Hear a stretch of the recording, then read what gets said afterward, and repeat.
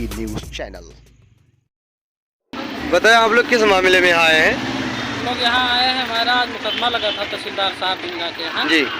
तो उसमें बहुत बड़े गिरोह महेश कुमार तिवारी जो ज़मीन हड़पते हैं फर्जी मुकदमा लिखा करके, उसी में एक महिला को लाए थे हमारे दादा सत्यनारायण की लड़की बना करके, जिसमें हम लोगों ने एसपी साहब को एप्लीकेशन दिया था। उसी पर कार्रवाई के लिए उनको यहाँ बुलाया गया, पूछा गया उस महिला से, कोतवाली में पूछा गया कि कोई प्रूफ एविडेंस आपके पास है। उसके द्वारा कोई एविडेंस नहीं दिया गया।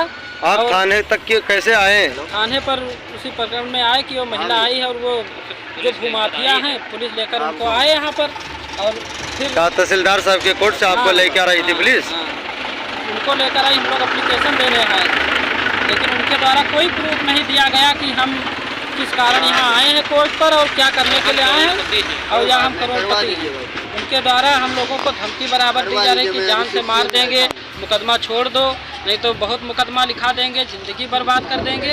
और इस तरह से और वो लोग अब फरार हो गए हैं, भाग गए हैं बलराम।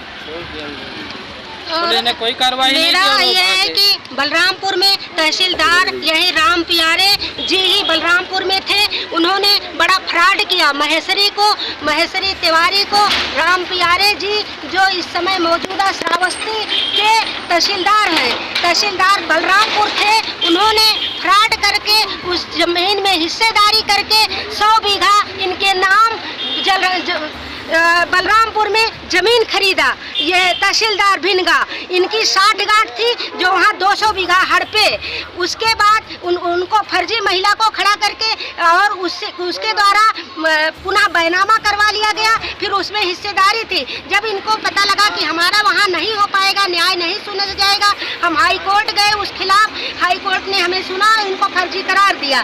लेकिन फिर पुनः उस जमीन को हम लेकर के आए यहाँ तहसीलदार साहब के यहाँ से ट्रांसफर कराए कि वहाँ एक बहुत माफिया है ये महेश तिवारी उर्फ महेश्वरी, बहुत बड़े माफिया हैं, जमीन हड़पने का काम करते हैं। आज भी 250 बीघा पर मेरे कब्जा है जो मेरा छीन लिया गया।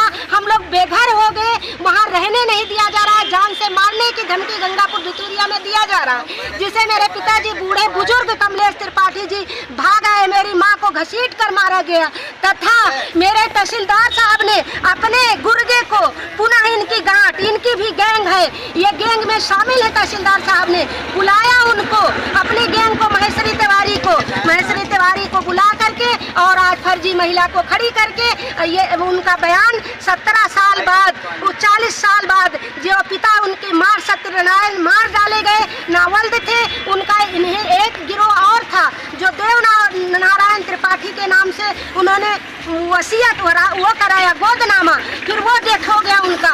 अब जब फिर बचा खाली जमीन है, अब कोई वारिस नहीं रहे, फिर उनकी बेटी झूठे बनाकर आज लाए गए। तहसीलदार साहब की 60 गांठ थी, इन्होंने उनमें बिना किसी सबूत के, बिना किसी पक्षकार के इन्होंने अपने उसमें हाजिर करवाया तथा आज सबूत के लिए, एविडेंस के लिए मांगा। लगातार उनको मौका दिया जा रहा।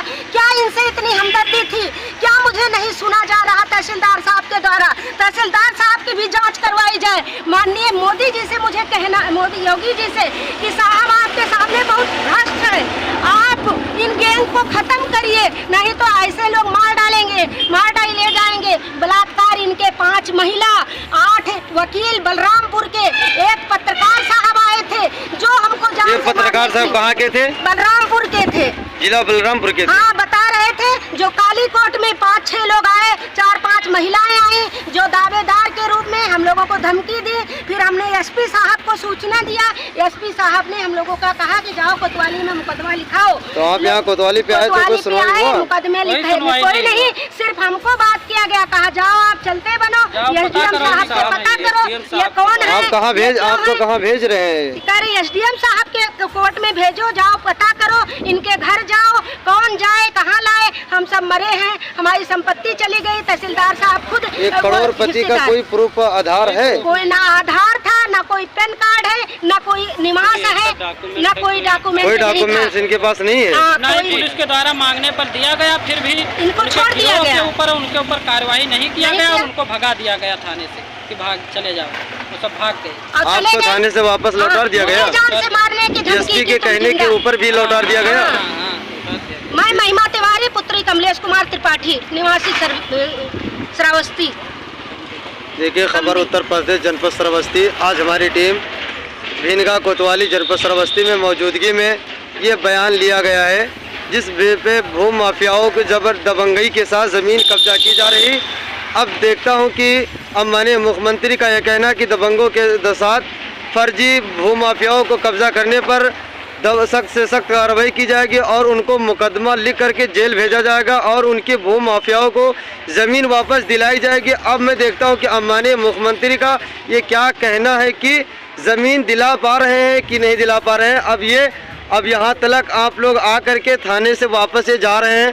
नहीं लोग सुना गया मेरा, कोई इनकी सुनवाई आज तक कोई सुनवाई नहीं हुई है। उनका प्रूफ कुछ भी नहीं था। मोहम्मद अख्तर की रिपोर्ट। मेरे साथ बस इतना ही। आगे की खबरों के लिए बने रहिए हमारे इंडिया तक टीवी न्यूज़ चैनल पर।